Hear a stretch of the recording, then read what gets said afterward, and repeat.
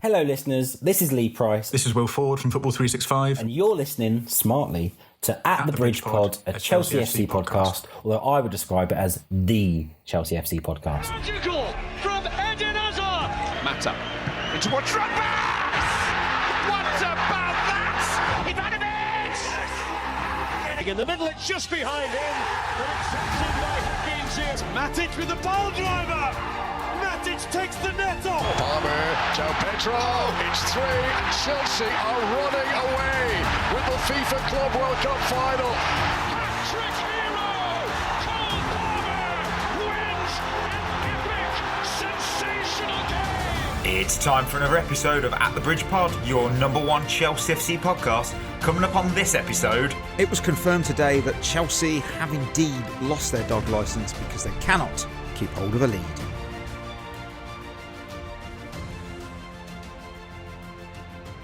Oh, welcome back everyone to another episode of At the Bridge Pod. I am your host Mike and I'm joined in a virtual room filled with some lions. Oh my word, Chris is here. We always know Chris is here.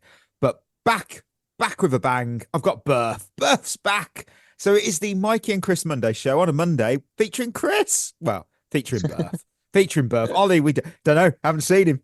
He exists. We're told he exists. Haven't seen him though. But Ollie's like a Suga. Like, nobody's seen him. Is he real? He's not a real host. Berth, as it's your first time in only a few episodes, but welcome. How you doing? Yeah, not bad. To be fair, I have been really ill. The past 2-3 weeks, I've been very, very ill. I'm presuming Ollie's got the same thing that I have, and if he has, then it's bad. But now I've been all good. How have you boys been? That's the main question. We're all better for hearing you. Can't see you. Sadly, can't see you. I can put my video camera on if you want me to. Oh well, we don't have all those listeners. They're like, "Oh, we do a video show." No, just me pulling faces. That we don't need that. Look. Moments of the weekend. Berth, you're already speaking. What was yours? Yeah, so I played football yesterday. Scored my first goal of the season, which was an absolute cracker from about 3 yards out. So that was good. And we got the win. So yeah, that was probably my highlight as well. Obviously, spent it with my girlfriend, some mates, the usual stuff. But yeah, that was a pretty good highlight. Good delivery on that line. Chris, come on. What have you got? Hey, all goals count the same, don't they, Beth? Whether they're 30-yard rockets or 3-yard tap-ins, mate. It was a proper finish, proper poacher's finish it was. Yeah, to be fair, I built a Sunday League career on them. 3-yard tap-ins. Exactly. Brutal. My highlight of the weekend. Did play 2 games. We did get both games played in the end. Both quite boring games, though, to be fair. We won 5-0 on Saturday, and it was just one of them games where the opposition didn't cross the halfway line in the second half, so it was quite boring. And then Sunday, we lost 6-1, so it was boring on the other end of it. So 2 quite boring games, to be fair, this weekend. But nice to get 2 games played. That's a win. You know what? My moment's taking us to Italy because it was the Winter Olympics, wasn't it? And it closed yesterday, and we had, for me, Victor Holdthurup. Yes, he won Denmark's first Winter Olympic medal in 28 years, and it's only the second in the entire history of Winter Games for Denmark. The only previous medal they've got. That's actually blew my mind a little bit because I feel like Denmark would be quite good. I have context for this. I was waiting for someone. I was so glad you brought that up, Berth. But that previous medal, was back in '98 when they won silver in women's curling. So the context is Denmark doesn't really have a winter to speak of. Like I don't live there. I would love to, but I don't live there. Though they have very little snow. So when it does arrive, temperatures are quite mild. And it just sort of is like this slush. And also you think like hills, mountains. Denmark is quite a flat country surrounded by sea. It's just how it is in that like Scandinavian territory. So yeah, there's very poor natural conditions for most winter sports, really. So unlike obviously neighbours, Norway and Sweden, they've got the mountains, they've got snow, they've got the facilities right there, and Denmark just doesn't have those towering mountains or snowy landscapes. So you can't nurture it. So it makes this achievement extraordinary. I loved seeing it. He was so happy, and it is amazing. And like I said, for a nation without that terrain or the climate, it's to produce an actual Olympic medalist on the winter stage is pretty cool, because they're all right in the summer games. Very good at handball. Very, very good at handball. But yeah, winter medals are rare. And I brought it up because, rep my nation. I was really happy for him. It was fair play to him, and for whole of Danish sport as well. It's pretty cool. So yeah, and that's it for another 4 years before it goes to France. So yeah. What's lined up here? I've got Shevva shoutouts. I've got I got Chris, you're gonna love this. You're gonna love this. I've got KP here. Oh, friend of the show. Do you think you got mentioned in this? I would imagine so. It's so good. Right. 1 clean sheet after playing Leeds at 16th, Burnley at 19th, West Ham at 18th, Wolves at 20th, Palace at 15th. Embarrassing to drop 4 points after taking a lead versus Leeds and Burnley. Oh, wait. Chris is going to blame Maresca again. Oh, my God. It was just too good not to put it in. He just will not let it go, will he? Really? You got a point. Oh, dear me. Oh, all of his points there are valid. Yeah, they until are. Until the Maresca bit. I mean, how can we blame Maresca for this one? I'm struggling to think. I'm starting to wonder whether KP is just Enzo Maresca. It's just Imagine. Enzo Maresca's burner account. I've got Hot Showbag, who's got 2 ripper goals and a super assist by the master Juan Mata in the Melbourne derby tonight. Yeah, I absolutely loved seeing. I can tell you're Australian by the fact you put ripper to describe a goal. Yeah. I love that. Yeah. Bloody love that. Yeah, We need to use that more, I think. A ripper of a goal. It's just nice to see Juan Mata playing football again. I mean, he's 37, he's 38 this year, and he's doing all right down under. I love it. He's a great guy, and to see him playing down and actually enjoying his football, good for him. Good for him. I'll be honest, I didn't know he was still playing until I saw that goal. I thought he retired. He's just enjoying life. I mean, he's already played for one team in Australia with obviously the Western Sydney Wanderers. So now he must be enjoying life down there, and fair play to him. He's probably one of our most underrated, iconic players. Top player, top bloke.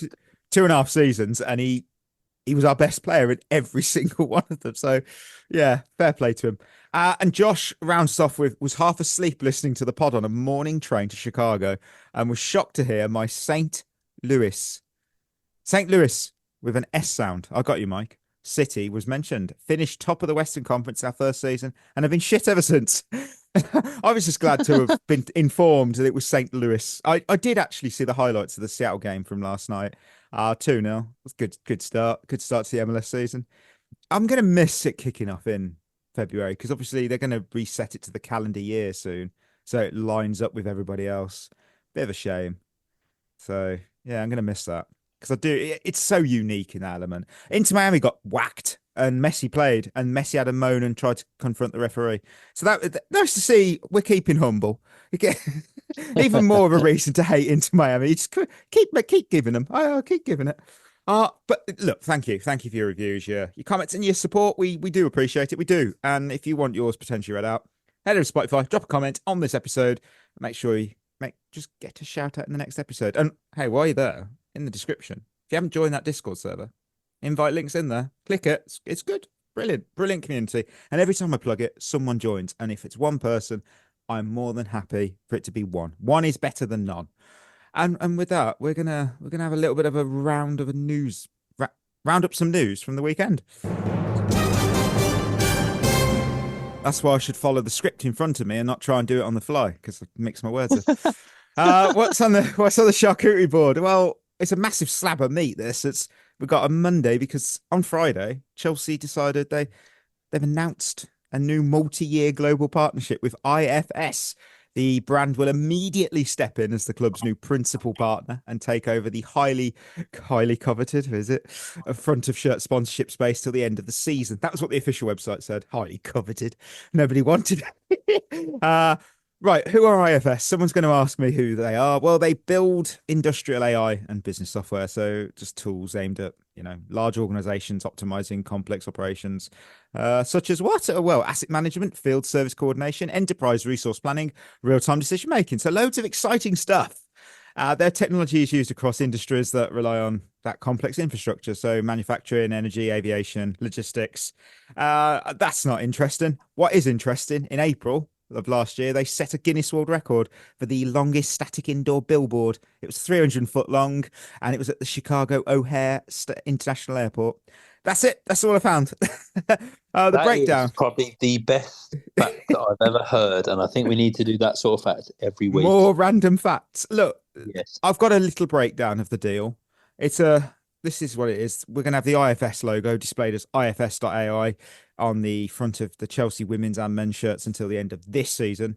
And then once it concludes, they are a Swedish company, will step away from the front of shirt and transition into a global sponsor role for the club.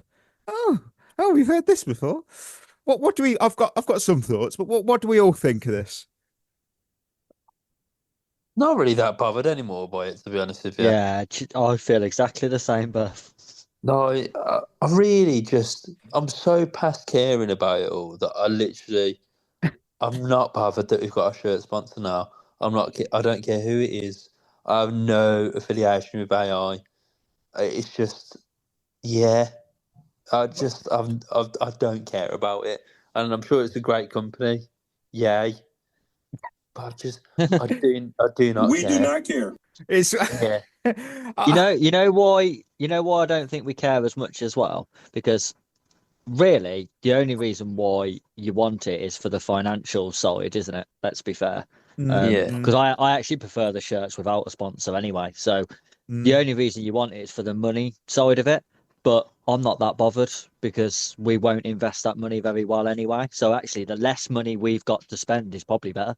Yeah, I'm so glad I got my Ellie Carpenter kit without a sponsor on because I just think it looks a better kit. That's my take. On the one hand, I do like the idea of a Scandinavian company on the front of the shirt. I think that's different, and it's a modern company, I suppose. It isn't another betting or crypto firm, because as much as betting's going to be pretty much banned from next season, crypto can still rear its ugly head. So we haven't gone that route. I think that's pretty good. Obviously, I've run down who they are. I know some people aren't going to know who they are. They've been about since 1983, so they're an established enterprise software company. And they also do sponsor other teams in sport. They sponsor the Cadillac Formula One team and the Sri Lanka cricket team. So it's not their first, move into sport. They are a real company, unlike they are Infinite real. Athlete. Do we know? Do they still exist? No, because we made them up. Well, it does make you think we did. Infinite Athlete, yeah, it's going to be everywhere. Never heard of them since. Never. Well, they were founded in 2023, which was also good point. I know they took To be someone fair, say shell company. Infinite looked really, really good on the shirt as well. Yeah. Yeah, it did actually, Oh my yeah. word. I did a bit of digging into the company and their CEO Mark Moffat, because I just, people do wonder if there's anything attached. Is there scandals? I didn't find any major scandals. Didn't find any ethical controversies tied to either the company or him, which in this day and age is a positive. There's no obvious red flag jumping off the page that could screw us or make us look bad for promoting a bad business or person. So, I mean, the AI angle is interesting. I'm not anti it at all. I think it does have benefits. It does have real world applications. I do think it's also being forced into a lot of products and branding exercises where it isn't needed. That's a debate for that's the debate for the AI pod, I think. Bigger than this show. I don't think it's much. I think the big issue for me here is it's not the company. Fair, cool, Scandinavian, awesome, love it. It's this pattern. Because once again, we've ended up with a short-term arrangement until the end of the season. This is the exact same as the Damac situation. And when it's a club of this size, Chelsea size, the stature, the history, the commercial pool, because we're a big team, to settle for a stopgap sponsorship makes this ownership and board look absolutely scattered than strategic. There's no project long term. There's no long term plan. It just feels so reactive. And in the entire history of this ownership alone, we have only had a long term shirt sponsor once, and that was 3. That was a deal that was struck by the previous regime. So in 3 years in a row, we have failed to secure a long term front of shirt sponsor. The sponsor itself this half season, it's fine. Does it look good on the shirt? Not really. But it's the way we've gone about securing the deal. It's just another. It's pathetic. I still stand by what I said 2 years ago, that I am almost certain at this point that they are doing this on purpose to sell more shirts. What a backward strategy. There's more Because words I could say to that. Everyone buys the shirt in the summer because everyone wants the new shirt, but it's got no sponsor on. And now we've got a sponsor till the end of the season. It almost becomes like a collector's item. So everyone will go and buy. I mean, not me, I'm not an idiot, but people will go and buy this one now for the sponsor on the front because it's going to be only there for a certain amount of time. I'm telling you, the business people this successful cannot be this bad at business. They can. They can. Don't underestimate this lot. Look at some of the transfers we've made. That's a good deal. No, it's not. What are you doing? Yeah, fair. I don't know. I'm happy with a sponsorless kit. I don't get. If you're wondering, bloody hell, Mike, did you really spend over 100 quid? Of course, I fucking didn't. I'm not that stupid. I'm not going to spend over £100 on a shirt. I'm not doing that again. I just got it round the back of Stamford Bridge out of Todd Bowley's van. Just giving them away. Right. From that news, we will move to the Kingsmeadow corner because Chelsea women took on Manchester United in the FA Cup 5th round. Good looking ball in. Oh, and another good save from Tanis Joyce, but she can't keep out the rebound. You just see the reaction of the Chelsea players. They're scoring a goal. Could that be the crucial goal that Chelsea need? Oh, it was. It was Chelsea 2, Manchester United 1 after extra time. It was a bit of an extra time thriller, kind of, sort of. Quick fire winners and losers we do. I already know where we're going to go straight away. I've got Sam Kerr. Sam Kerr, come on. I mean, the theme of the show is Australian. I've mentioned the Ellie Carpenter shirt. We had a Shevva shout out from Australia. Sam Kerr, just royalty of this game. She is to the women's team what Drogba was to the men's. When the lights are the brightest, when there's the pressure, when you need a heroine, she just appears. And big moments don't find Sam Kerr. She hunts them down.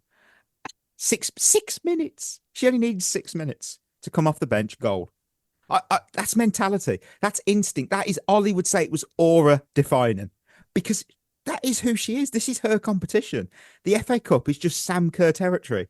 And she's got 13 FA Cup goals in 9 FA Cup matches, which I feel like she's played a lot more, but that's 13 in 9 is insane. That is mad. Not bad, is it really? Legend. Special. Chris, come on. Including goals in finals as well. Oh, that's where yes, of course. What can we say about Sam? What's not already said? The only question remaining is how is she sitting on the bench so much? Well, we all know the answer to that. Well, yeah, and that's the concern, isn't it? Yeah, we've said this, and it's because she's not going to be here in the summer. I'm pretty certain. It's absolutely ridiculous. It's you're spot on. You're absolutely spot on because she's our top scorer. She's irreplaceable. She's our top scorer this season. She is actually irreplaceable as well. Like we won't be able to get someone like her. No. Let's face it. They're already moaning about spending world record fees on players. They've moaned about that now. So they don't want to do that anymore. So you're not going to get another Sam Kerr then. It's just not going to happen. So to get rid of the one you have got, I just think is absolutely ridiculous. Exactly. And she's the top scorer of our... I don't get this whole, she's getting a bit older and blah, blah, blah. It's like, why do we need to find a replacement for Sam Kerr when we have Sam Kerr? Yeah. I apply it to right now. Obviously, this is a bit off a tangent. The MVP of the Super Bowl, Kenneth Walker. It's like, oh, he's out of contract. Will the Seahawks pay him? Will they? Or they can go out and get another player that replace. Why do I need to replace Kenneth Walker when I've got Kenneth Walker? Just sign the player. Like Sam Kerr deserves another 1 or 2 year contract because she's proven getting old. She's just come back off a serious career-ending injury, and he's our top scorer this season. Yeah, it's not like she isn't performing, and then you're thinking, okay, well maybe it is time to move her on. She's outperforming all our other attackers in limited minutes. I think that's the big statement. And is it? I'd love to think that it's because she's injured. Well, coming back from an injury, it's the reason she's not starting. I don't buy it though. No, especially she's fit enough now. Yeah, there's the statement that Sonia said yesterday, and it was it yesterday? Yes. And yeah, it was yesterday. She said, I'm really pleased for her. I know it's been a little bit tough with many things, like maybe her not getting the minutes she wanted to, also with the decisions that have been made. Emotionally, it was a little bit difficult. That line, decisions that have been made, I'm pretty sure it wasn't, well, it's the decision about what we've changed in the canteen, the menu, or you've got to sit on the bench for the next game. We know what that means. We know what that means. And it would be she's been told she's not getting a new contract. Which is absolutely ludicrous. It's just it is when we've planned that pre-season tour of Australia, yeah. Yeah. Yeah. I'll go my second winner of 2 was actually Fallon Tullis-Joyce, because I thought it could have been 3 or 4 if it wasn't for her. Yeah, she's a good keeper though. The save from Cuthbert I thought was absolutely class. Full stretch, top reflexes. And she was outstanding all game, all afternoon. And she built a reputation. Of course, she did Seattle Reign. The fans devastated when she left United. And this is exactly why. She's brilliant. And you know what? Championing women's goalkeeping, because in the women's game, it's finally getting the spotlight that they deserve, because too often they don't. And too often you see on social media the mockery and everything. And it's so unfair. And it's so good to see other goalkeepers other than just Hannah Hampton and Catherine Berger. And, it's just good. I player of the match. I think the only negative from this game was momentum, which kind of feels harsh. But we've just beat a huge rival. And you've delivered a statement performance, perhaps, but it's a statement win. And you got the confidence, and now it's stopped because no game now until March 18th, because WSL goes on its 1-month break, followed immediately by the international window that's coming up and the start of the Women's Asian Cup, which is this Saturday. Yeah, bit of a shame. It'd be interesting, though, how we get on, because Japan obviously are the favourites, but Australia in second behind them. So I think that how that impacts our season, because that means we likely lose Sam Kerr and Ellie Carpenter until around March 21st, I've got down here, because if they go potentially to the final, that basically rules them out of Brighton, London City, and even the first leg against Arsenal in the Champions League, because that's on March 24th. So I can't see 3 days after a potential final. Can you? No. When's the League Cup final? The League Cup final is, let me check. I don't actually know. It is. So I thought it was March 15th or something like that, but that would mean that they missed that. It's in 19 days, the countdown tells me. That's absolutely brilliant. That doesn't tell me anything. Yeah, so 15th of March. I'm pretty sure it's the 15th of March. But that'll mean that those two are away. Yes, you're right. 15th. They won't play it. That's our next game then? Yes, it would be, because the WSL's not back to the 18th, so... How fucking stupid is that? What a stupid time to have a break. Who scheduled that? I don't know. It's divided opinion. If you look into this WSL 1-month break, it's divided opinion dramatically. It's huge. We're going straight into a cup final, and we won't. I would be shocked if Australia got eliminated early. I really would. I think it's, funnily enough, if you wondered who the 3 favourites are for it, it's Japan, Australia, and then North Korea. Because North Korea's women's team is just incredible. That name will surprise so many people. They'll think North Korea. Yeah, genuinely, their team is really, really good. So, yeah, it'll be a shame to lose 2 of your best players going into a cup final. Yeah, not ideal. No. The only other thing I've got here is we have had the draw for the next round. We got London City Lionesses or Spurs in the quarterfinal. No big teams have been drawn against each other. Arsenal and Man City have got away with, I think they've got Charlton and Birmingham City. So they've got away with it. Are we at home or away? We are at home. We are at home. I fancy that then, to be fair.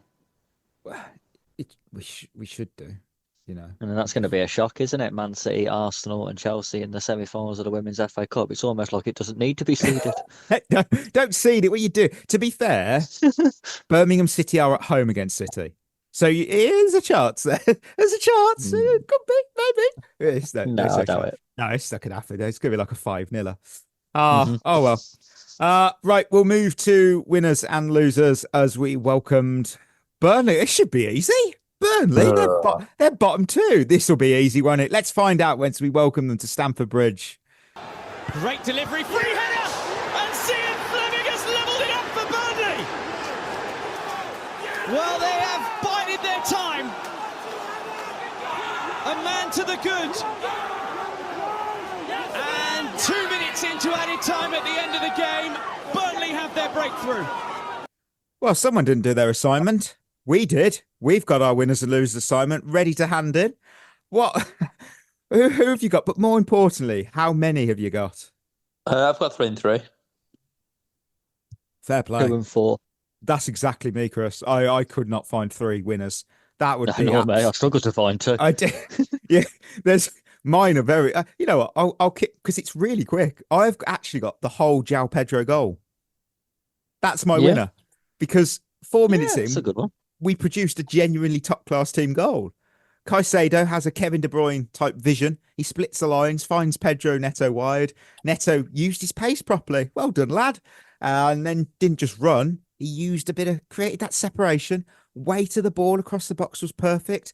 And Joao Pedro, when you're in the form that he's in, you become magnetic. The ball just finds you. It ricochets, it drops. It just fell so kindly. And he literally bundles it in.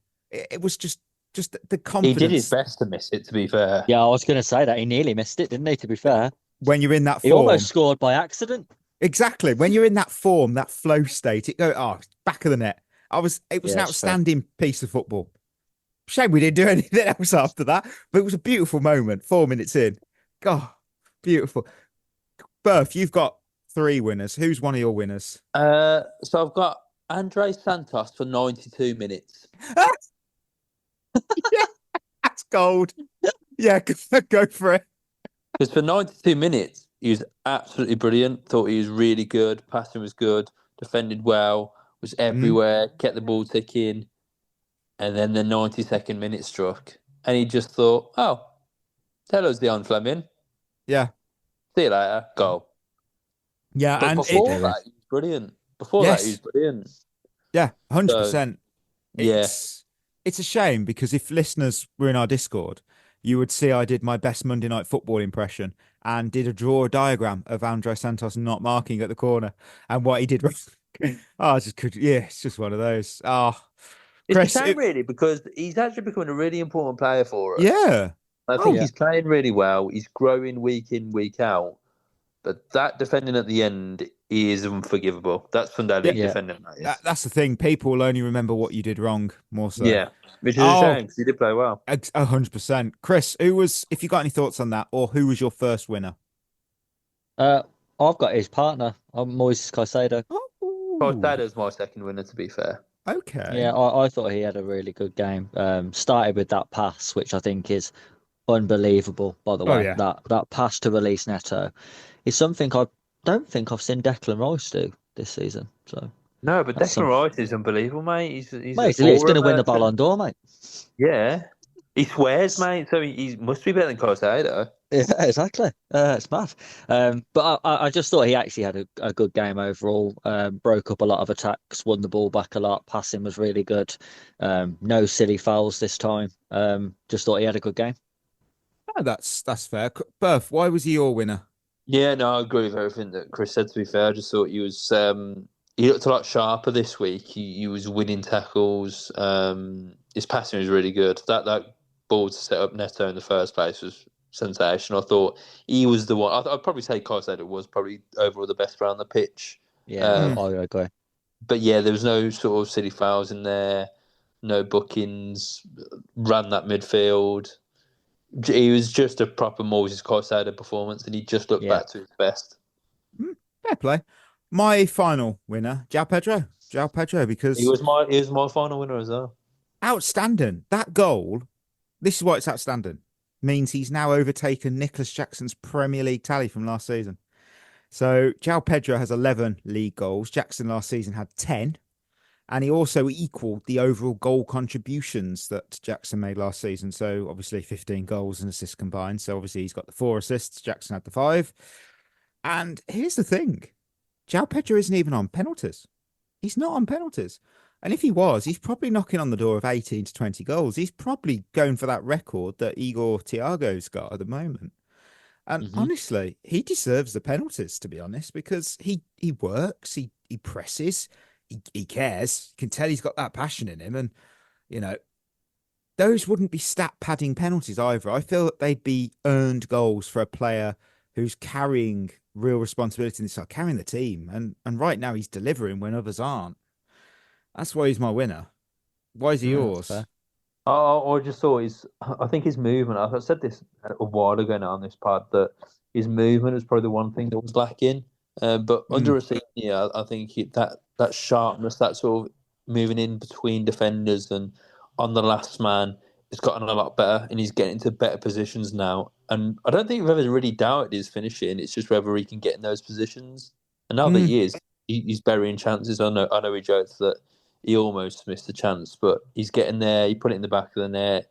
The finish last week was really good as well. You know, he's just becoming a really dependable player for us. And normally when you sign a number 9, they're not. So it's just refreshing to see that you can rely on him. He doesn't really ever do anything silly.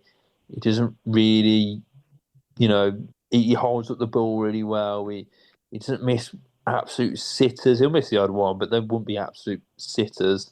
So it's just good to see and be able to rely on a striker for once at Chelsea. Yeah. Do you think he's simplified his game a little? Because I would say that the biggest change in him, I think, since Rosinior took over, is he seems to be spending more time in the width of the penalty box and not coming back into midfield so much. He's playing like a number 9 rather than that's what I mean. You know, trying to be a 9, a 10, and a winger. I think he was trying to do too much before and wanted to be too involved. He's a bit more patient now, and he tends to, like you said, hang on the last line of the defence and make those runs in behind when the likes of Palmer and Enzo and that get on the ball. He's available to pass the ball to, whereas before I think he was almost coming and playing midfield, turning and then looking for someone to pass to, but it should have been him. But now he's playing more as like a focal point, and I think it's made him better. Yeah, I think I don't know who it was or who made the change, but it seems as if that now he's just solely focused on being that number 9, whereas before is he a number 10? Is he a left winger? Is he a striker? And since sort of the turn of the year, or sort of maybe since December, he's a number 9. He's going to play like a number 9. He's going to move like a number 9, and now he's finishing like a number 9. You know, he's been really good, really, really good for us this season. Under Rosenior, he's got 7 goals and an assist. What more do you want from a striker? Really, that's outstanding form. Class, that is. You know, since Brentford, he's only blanked in technically. He didn't play against Hull in the FA Cup. He blanked against Wolves when we won 3-1. He blanked against Arsenal in the second leg. And he only played 20 minutes, but he obviously against Paphos. So the thing is, you look at that game against Wolves, he won 2 penalties. Yeah. Well, there you go. This is the thing. So it would have been 2 goals if he was on him. That game against Arsenal as well, he was unbelievable at holding the ball up. Yeah, he was. Yeah. And it's not easy to do that against Gabriel and Saliba, the 2 of the best centre-backs in the world right now. And he was really good at like shielding that ball. So whilst he didn't score in those 2 games, he's still arguably one of our best players.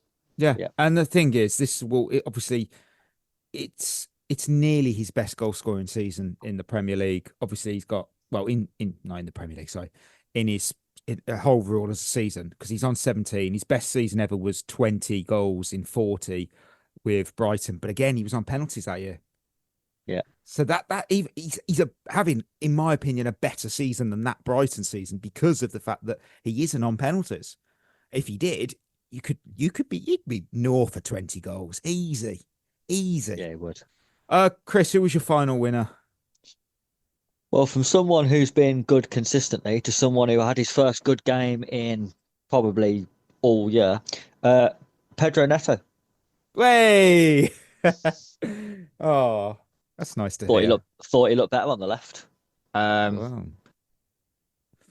Where he doesn't really, again, have a decision to make because it's just put the ball in the box, isn't it? Because you're on your stronger foot. There's none of this jinking back and forth bollocks that he likes to do on the right-hand side. It's just, once I get in behind, just putting it in the box. And I think the ball across for Joao Pedro's goal was a good ball. And I do think he created a couple more chances. And overall, just didn't look as shit as he has done lately. Yeah. No, I can't. That's fair. Yeah, disagree because he timed his run. He weighted the ball perfectly. He was a key part of that 3-player goal. Maybe he should start on the left more. But then again, you've also got other competition. It's not much competition there, to be honest. What a stupid thing. No, he hasn't. He hasn't got competition. What a stupid thing for me to say. No competition. Keep playing there, Pedro. You'll be fine. You'll be absolutely fine. And from winners. Oh, right. My first winner. First loser. Cole Palmer. Yeah, he's on mine as well. Yeah, he's on mine. Look, there was a moment in the first half. It summed up his afternoon for me. Joao Pedro, that man again. Oh, I love that guy. He clears brilliantly. Great ball. Kyle Walker miscontrols it. And the second Walker makes that mistake, Palmer's in. He's in. This is yes, a 400-game veteran in Walker, yeah.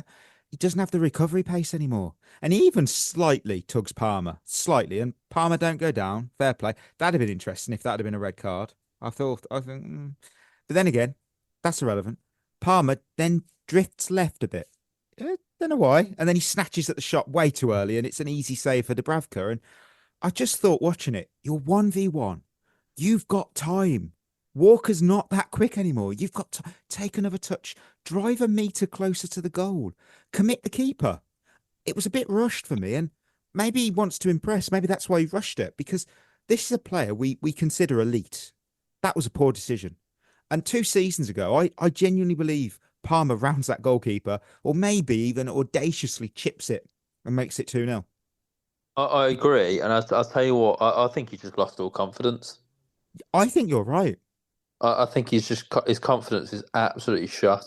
But he's one of those people that you just look at him and think, he's always confident. I think he's gone. I think he's doubting himself now. I think he's had a few injuries, out of form for a while. I think his confidence is just gone. And I think Kyle Walker being there probably did play in his mind. That's why he took the shot on early. Obviously, an ex-teammate of his. But I just think Cole Palmer, you're right, Mikey. Even sort of start of last season, I think he tries and lobs the keeper, probably scores. I think his confidence is just gone. I don't know when it's going to come back, but I hope it's soon. He also misses. He does actually miss another big chance later on because there's a ball across him. He just fumbled the shot, and he had one shot on target all game, and that was that one, obviously, which he snatched that too soon. And there's something else that bugged me. But Chris, why was he a loser for you? Thought he was really poor. The chance is poor. The one later on in the box from the cutback where he miscontrols it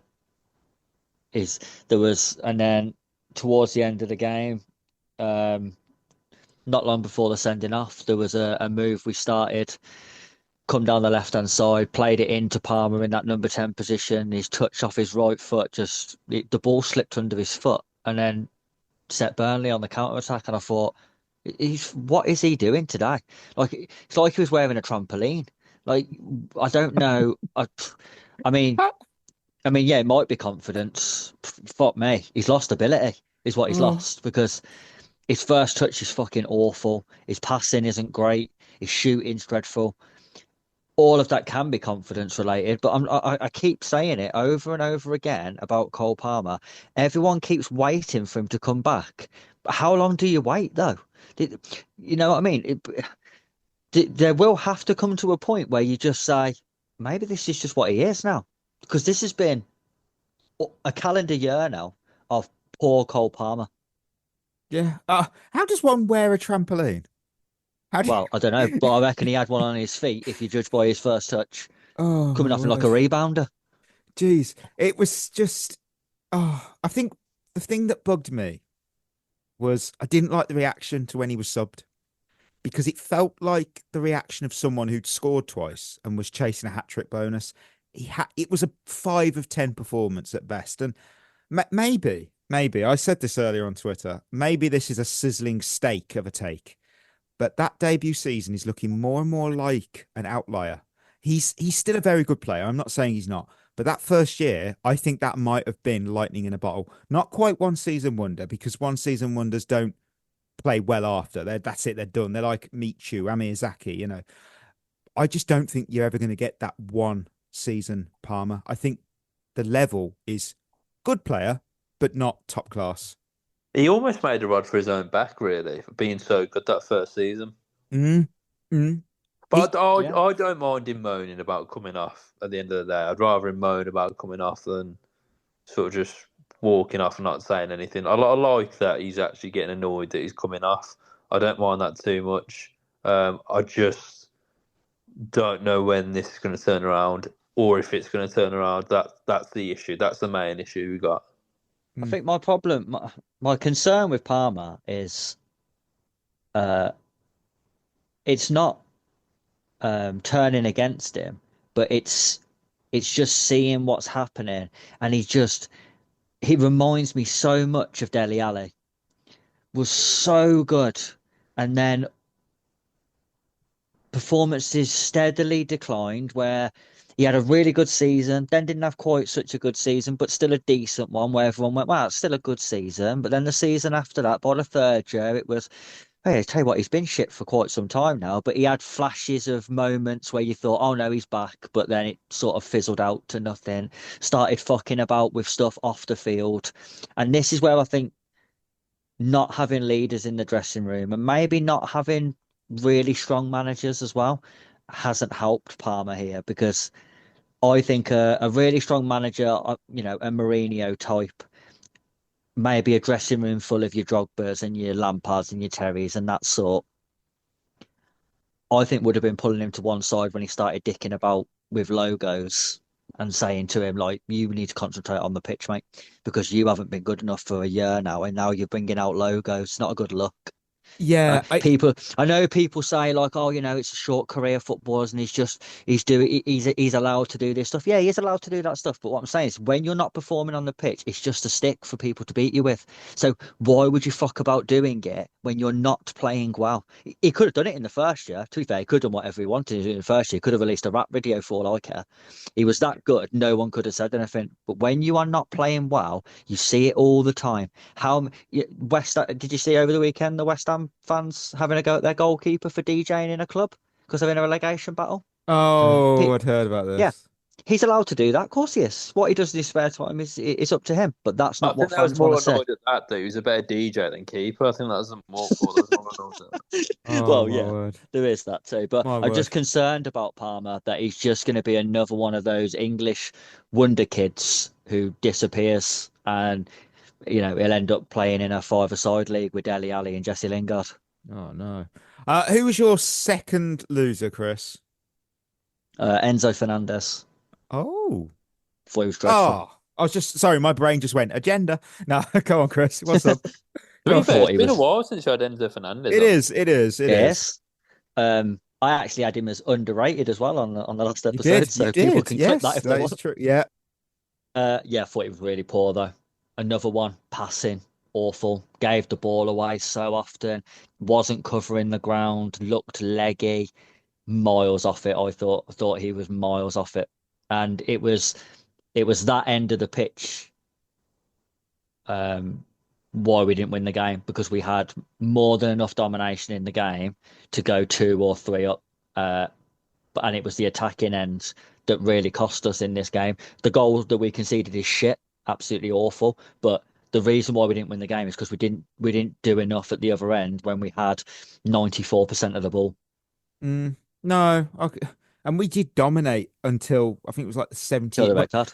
Well, I'll get on to that. Funnily enough, right. So I do have Wesley Fofana as a loser, but before we even go into that, before anything else, yes, the abuse he has received online, it's absolutely disgusting. Like I keep seeing more and more of it over the last few days as well, and there's absolutely no place for that. That the social media platforms continue to issue statements. Because it wasn't just Fofana, it was other players over the Premier League weekend that also got this abuse from various people, and it's so fucking annoying because these social media platforms, you know the ones, they continue to issue statements and they do the absolute bare minimum to prevent it. They're going, we're going to look at if anonymous accounts, because it is usually, you very rarely see, a face and a name. It's always an anonymous account with a holic or something. You get what I'm going. You get that sort of account. You've got to fix it. Whether that's verification, an ID check, whatever it takes, because the cycle of abuse has to stop. Because it's just the social media, they don't do anything. I don't know of too many convictions over in the UK in regards to, obviously, it's usually because they've done it with like their face or whatever, and they've been able to track it that way, which is, at least they've been able to there's consequences for their horrible actions. But these social media platforms need to do more. They need to do more because it's, you've seen it online. It's disgusting and vile. On the reason that he was a loser for me, it was purely decision making. That is why he's a loser, just decision making, because he was already on a yellow card, 72nd minute. Burnley are in their own half. There's no real danger, and he lunged in, and it was reckless tackle. It's so unnecessary, and from a 25-year-old with over 140 senior appearances, it's just poor judgment from him. And you watch it, and you think to yourself, if the timing's off on your tackle, you're gone, and he was gone, going down to 10 men. Like I said, the momentum. Well, we had momentum till the red card. Yeah, it gave Burnley the belief. It gave them momentum, and it puts us under pressure because we now we're not a team that go, we're going to keep attacking. We're going to be like, we'll preserve this lead. They know they've got no pressure now. Yeah, we'll play for it. Play on the front foot. They scored. And also the worst part is now Fofana misses Arsenal, and it was all a self-inflicted damage. It was just so frustrating. Chris, tell me some more. Well, it's his fault alone why the game turned. It's exactly the same as Caicedo a couple of weeks ago giving away that penalty against Leeds. Yeah. When they was doing nothing in the game. Like literally nothing. Sanchez got a fucking deck chair out. He had nothing to do. He was reading the paper. And then Fofana decides, might lunge in here, 110 yards away from our goal when I'm on a yellow card. That's a good idea. Yeah. I this is why I had him as overrated when we did our thing, because I don't see it with Fofana. I think he's really reckless. I think the amount of times he jumps forward to win something, and when he wins it, it looks fantastic. But if you don't, we'd be in real trouble.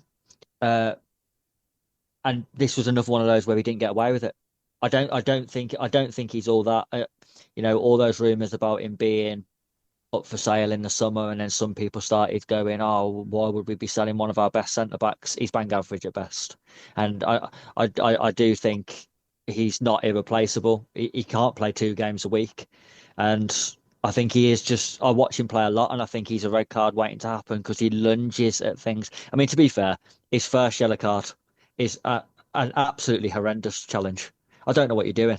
You lunge. Why are you trying to tackle when you are still 10 yards away from the ball? Just get a little bit closer to the player. Why are you lunging from 10 yards away thinking, I'm going to go full stretch here? Why? You can get close to him. And that one was worse. I think the first one was worse because there was 3 players literally stood right in front of that Burnley player. that he felt. There was no need to make that challenge at all. Andre Santos was like a yard away. Why are you lunging there? Two really stupid decisions from a player who shouldn't be making stupid decisions now. He's not 18, and the fact that he misses Arsenal, I think, will be a blessing in disguise, to be honest. It was just such a frustrating moment. Berth, did you have him as a loser? I didn't. I thought you two would have him, to be fair. I actually thought he was all right in the game. Didn't pull up any trees, don't get me wrong, but I actually thought he actually had an okay game. It was just two stupid tackles that just cost us, basically, and cost him a red card. So, yeah, I didn't have him as a loser. No. Well, fair enough. He does miss the Arsenal game, which is going to be absolutely huge. So, be interesting to see how we feel the back line. Berth, who was your second loser then? Literally, mainly for one stupid moment. I'm going to go for Malo Gusto. He's my bonus loser. I thought he was shit anyway, and he was really shit. But when he went forward and he was in the box, and all he had to do was either pull it back or put it across the face of the goal. Oh, yeah. You know what Malo Gusto did? Yeah, the no-look pass. He did a no-look pass. And guess what happened? Got cut out. It hit the defender. It was straight in front of him. No fucking shit. What? I wouldn't want Messi to do that. Yeah. Let alone Malo Gusto. But even other than that, that was unforgivable. But I thought defensively, poor. Going forward, poor. Fair enough. He was out of position. But I just don't think he added anything either end of the pitch. And that was just the ice on the cake. And I think he's been poor for a couple of games now. You know what, Berth? You can tell why I had him as a loser. The no-look cross. That is literally why he's a loser, because, like you said, he's in the Burnley box. A defender is 2 meters away. He's on his weaker foot. He does a no-look cross. Hits the first man. That, for me, genuinely, is just as unforgivable as the marking for the goal. You might as well kicked it out for a goal kick. I just don't get what the point was. He scored that. It's not... Either option is not a hard pass to make. I just don't get this. No, at what point do you think this is a great idea? I'm on my weaker foot. I'm going to not look where I'm putting the ball. There's a defender near me. I've got this. Even if it was 4-5-0 up, I'd actually be like, that's annoying. But I can also give... We were 1-0 up against Burnley. Have some respect and not take the piss. Let's showboat at 1-0. Yeah. Because it can't possibly bite me in the arse, can it? No. Oh, Chris, who's your third loser? Fourth. Who's your final loser? Liam Rosenior. Yeah, I thought it'd be that. To be fair, he nearly pulled it back. He nearly come off the losers list in the post-match, but I thought his post-match was really good. But question marks over why Malo Gusto started at left back over Hato. Mm-hmm. Especially when you consider that we know Burnley are going to go long and physical and, set pieces. Why would you choose to play someone smaller than Hato at left back when you've got a left back who can deal with that better? Very bizarre decision. And I thought he got the subs wrong. I don't think at 1-0 up at home, even with 10 men, I don't think you should be bringing 4 defenders on. I don't think...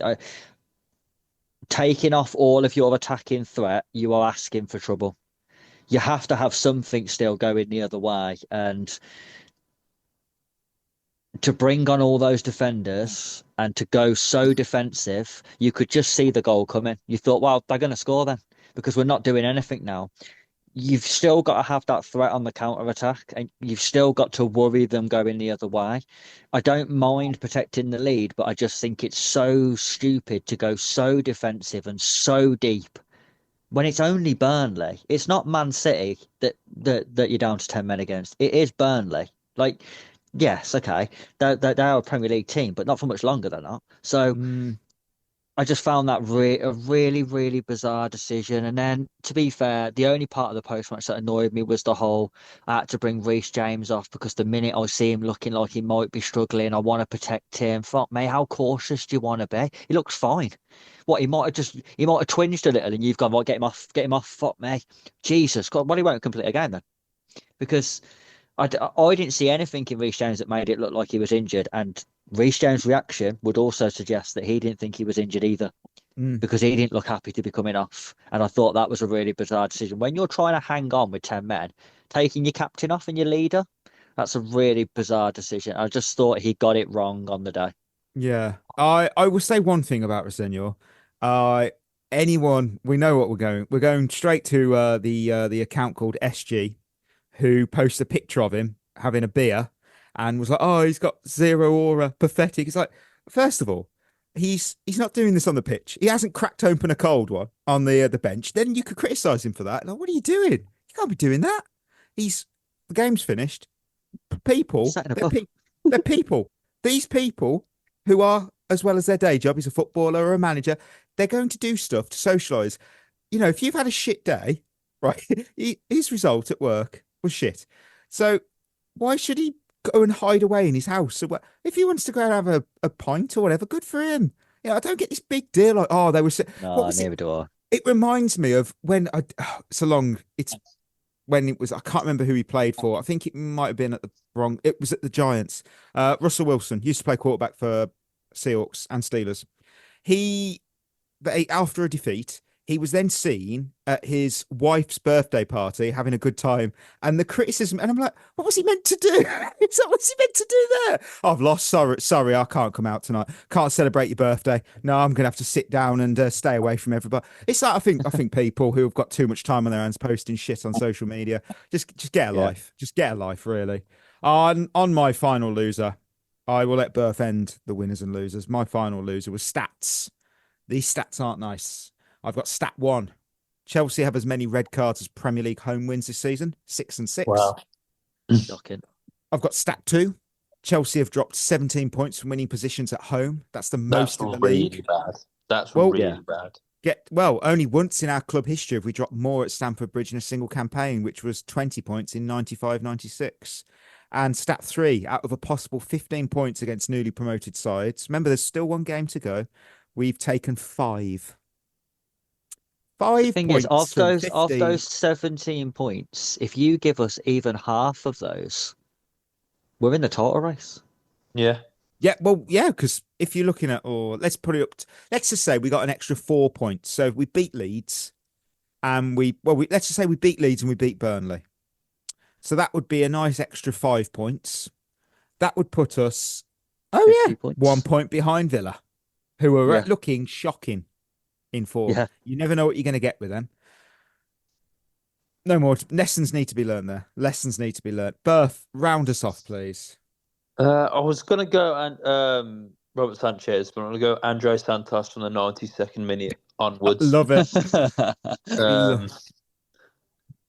You can't just let him run free like that. You just can't. No, you can't. He didn't do anything. That's the thing. Yeah, exactly. He didn't do anything. It's the worst part. Dion Fleming, by the way, I said all games to my dad who was watching with, I was like, he's been a prick. He's been annoying. I guarantee he scores. The longer the game went on, I was like, this screams a last-minute equaliser.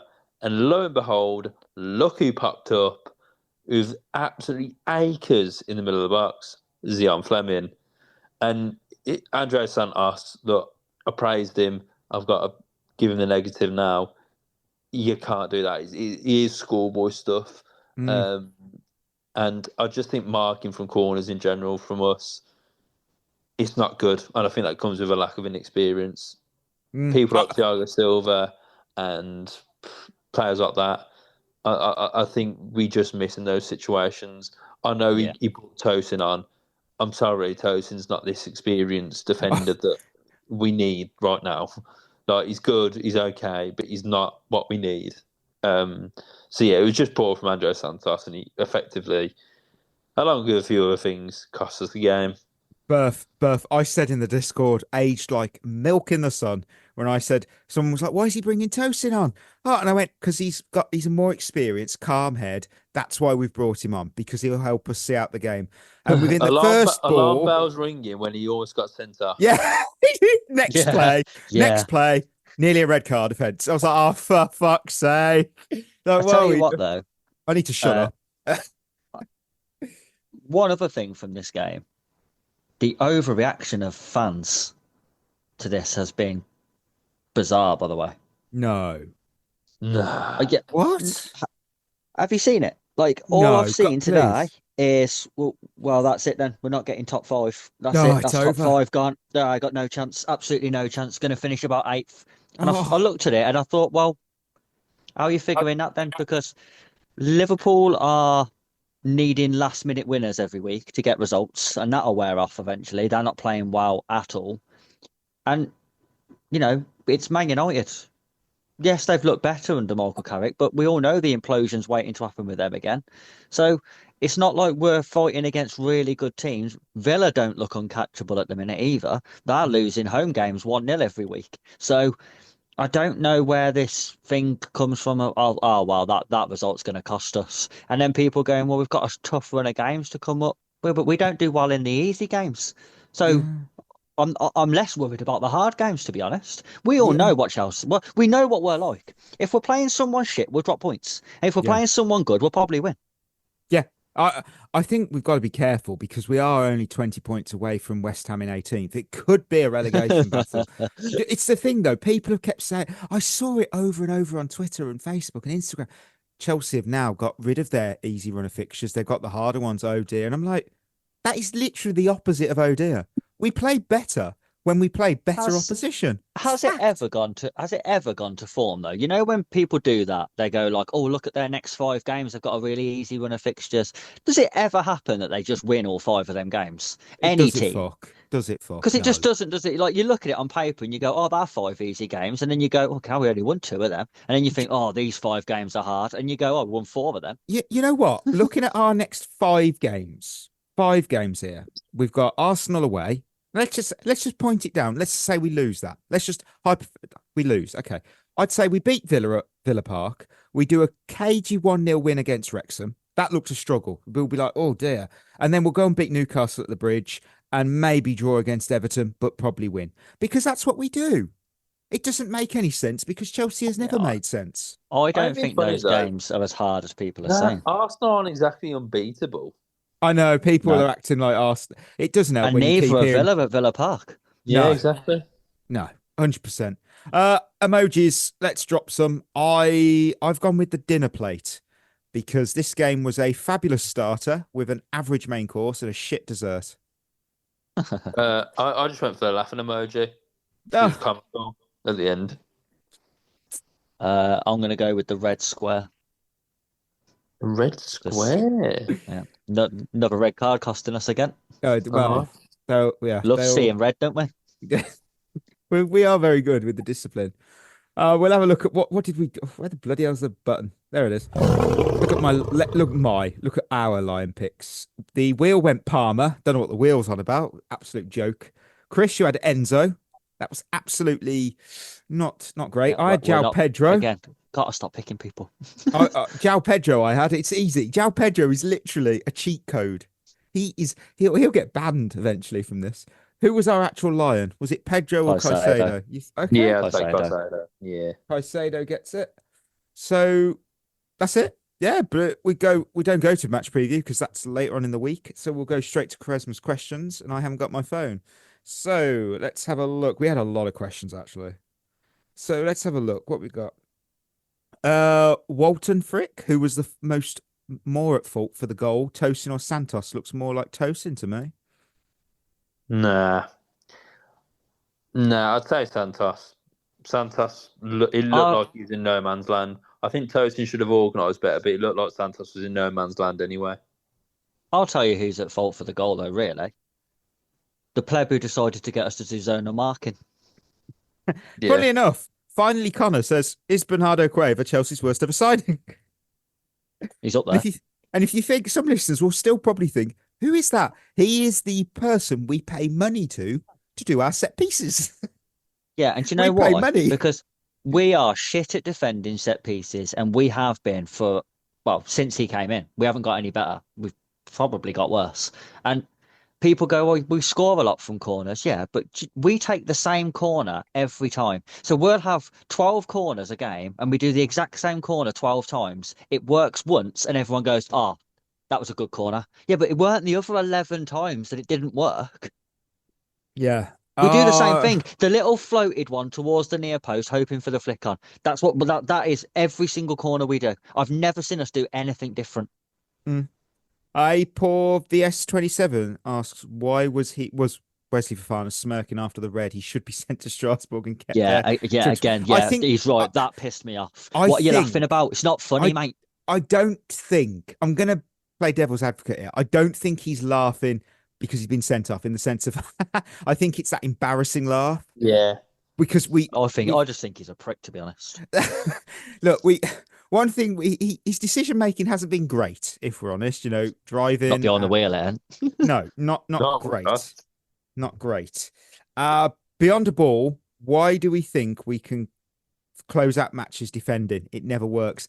That is so true. That's a good question. Yeah, that is very true. What I would say is, though, we're actually not losing the games, though. We're only drawing them, which is... it's an improvement. Well, it's all There you right. go. Berth told us. What are we doing? What are we moaning about? Come on, positivity. At least we're getting points. Like before, he was getting no points, so... 1 point. Lucky. You're right. One is more than none. We'll round off. I eat arse. You a fan? Oh, I'm partial. No. I just meant you're a fan of the flag. Oh, sorry. Because the Sampwell gets me every week. That the Steve Sidwell stamp collection. Today's theme: Premier League veterans. Because after James Milner broke the Premier League appearance record, I felt we would celebrate this by going through players who have made 500 or more appearances in the Premier League. So, Berth's first been on the show in a while, so he gets first bet. I've got David James, 10 clubs for David James. David James been at 10 clubs? He played for 10 football clubs. Jeez, I reckon I could go with...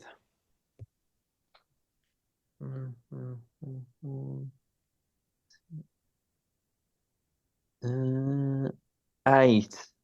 8, okay. Chris, can you do 9? No. 8 clubs, please, Berth. Liverpool. 1. West Ham. 2. Portsmouth. 3. City. 4. I've said West Ham. I haven't I? You have, yeah. Villa. 5. Watford. 6. Bournemouth. 7. And Bristol City. Spot on. You could have also had Aston Villa, the Icelandic team IBV, and Kerala Blasters. I did say Villa, didn't I? I did say Aston did Villa. you? Oh, yeah. Well, you could have had IBV and Kerala Blasters. There you go. Who are they? And, I don't know. Did you say Watford? You did. And Liverpool. You also had Liverpool. Not real teams. I did say Liverpool as well. My memory's terrible here. I will now. Chris gets his turn to go first. I got Emil Heskey, 7 football clubs contracted to. Well, he played for all of them. It's the term we're now using. Contracted, 7 clubs.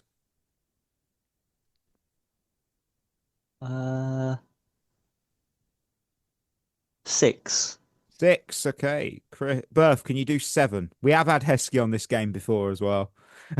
Oh, yeah. I reckon I can name 7 because I think I know the team that he went to last. Or maybe before last.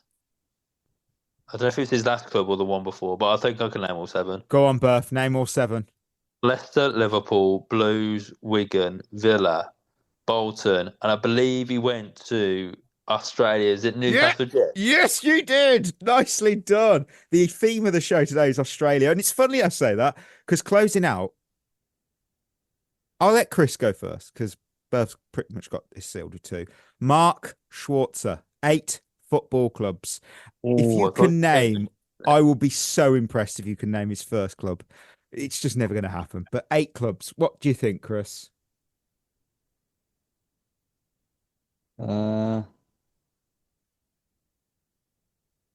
I can do 6. 6. Can you do 7, Berth? No, I think I could only do 5. Okay. 6 clubs, please. Leicester, Yes. Chelsea, That's 2. Fulham, 3. Middlesbrough, 4. Bradford, I think he was at, Yes. and a year in Germany at Kaiserslautern. Correct. And his first 2 clubs were Dinamo Dresden, and he started his career at Marconi Stallions. There's a listener in Australia now who knows exactly that club in New South Wales. They know in Sydney. Yeah. Marconi Stallions. Their logo is a globe with a tower and then a boomerang on it, which is pretty cool. It's a unique logo. You would never see that anywhere. It's really cool, actually. I might look into their history. I wonder what the tower is. It looks like a telecoms tower, to be honest. Where's Dynamo Dresden? Is that Germany as well? Yeah, it's in Dresden. Yeah. Oh. I've got nothing else to say. It's yeah. In fairness, I didn't know Dresden was a place in Germany. Yeah, so just believe it or not, I'm not well versed in German geography. Oh man, Mikey is absolutely mugged you right off there. Yeah, well, No, if you wonder, the funniest thing that's ever been. Please clip that, please. Marconi Stallions has also produced Christian Vieri. They've also produced Harry Kewell, Mark Schwarzer, Matt Ryan, and Paul Ocon. So there's some interesting player names for you. Well, listeners, we're in our episode. Thank you for tuning in. Before we go, don't forget, proud partner of Head in the Game, mental health charities in football, sport, wellbeing, and community. Find out more at headinthegame.co.uk. Treat yourself well. We'll be back on Thursday. We do have the At the Bridge Pod Quiz 3. We do need, hopefully, Berth and Ollie. Hopefully they're going to be on. Hopefully. I'll be on. Don't worry. That's all we need. That's all we need. So, yeah, some fun new games in that as well I've got. So, yeah, till then, that'll be us signing off. You've been listening to At the Bridge Pod, a Chelsea FC podcast. Follow us on Twitter and Instagram by searching for At the Bridge Pod. And if you're listening on Apple or Spotify, leaving us a review is always appreciated.